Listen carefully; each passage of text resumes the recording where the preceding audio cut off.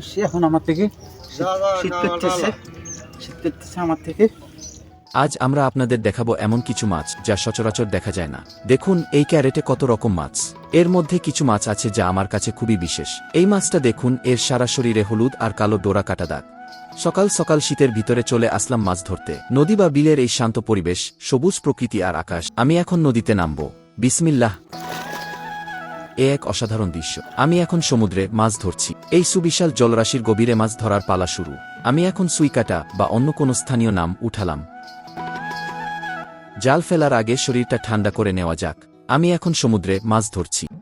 দেখুন, আজ বিভিন্ন ধরনের মাছ ধরা পড়েছে। দেশি মাছের এমন বৈচিত্র্য দেখতে পাওয়াও ভাগ্যের ব্যাপার গিয়ে। সে এখন আমার থেকে। তবে দেখতে এটা বেশ অন্যরকম। আজ ভালোই মাছ ধরা হয়েছে। এই সেই ডোরাকাটা মাছ। এর সৌন্দর্য আমাকে মুগ্ধ করেছে। পুরো শরীর জুড়ে হলুদ আর কালো রঙের বাহার। এই মাছটা সত্যিই আমার কাছে খুব সুন্দর লেগেছে। এর আগে আমি কখনো এমন মাছ দেখিনি। আজ প্রথম দেখলাম এবং ধরলাম। নদীতে এই মাছটা পেয়ে খুব ভালো লাগলো।